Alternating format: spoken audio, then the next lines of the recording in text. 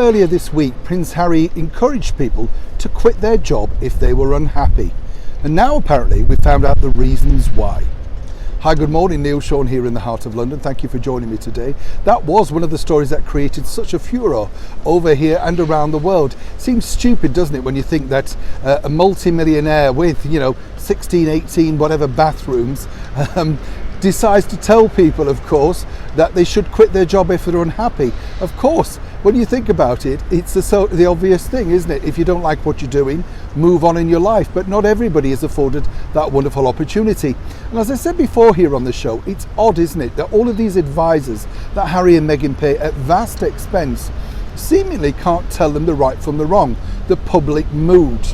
Why would you go on camera, in print, online, whatever you want to call it, and basically encourage people to, quit your job if you're unhappy? As I said, also, it's interesting because a lot of young people do amazingly listen to what those two as younger royals say. Prince Harry has a lot of sway, let me tell you. When I talk to the people who I work with, they seemingly do agree with a lot of the things that he's saying, particularly regards to mental health. And of course, I agree with them on certain aspects of it. We all have to be more open and inclusive, truly.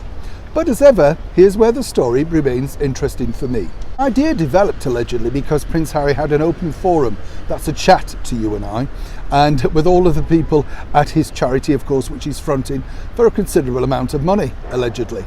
And here as ever is where the debate got rather interesting, because Prince Harry then spoke about his own life and of course basically claimed that he's far happier now when he quit the royal family, or should I say when he was in the British royal family.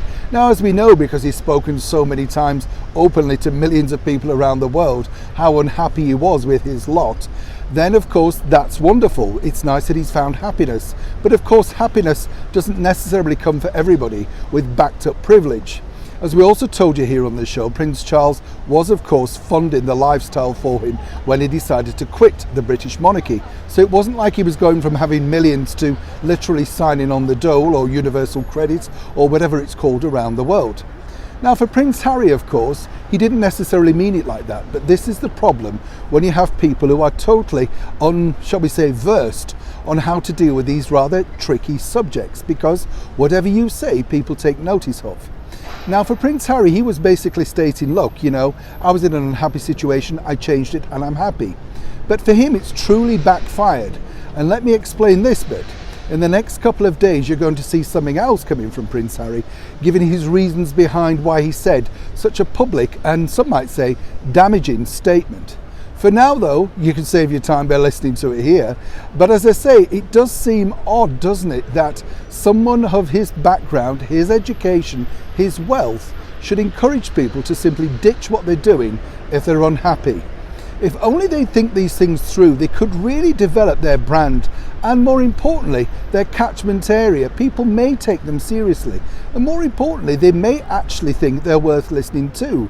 Right now, thanks to that statement, Prince Harry and Meghan's popularity once again takes a huge nosedive.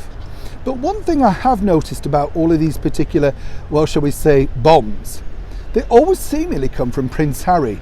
Anybody else notice that? It's never Meghan. She actually comes across as articulate at points and intellectual. Let's forget that Ellen interview, but you know what I'm saying. So it's always seemingly Prince Harry that appears to be the one that hasn't thought things through, and more importantly appears, some might say, rather foolish on camera. Neil Sean in the heart of London.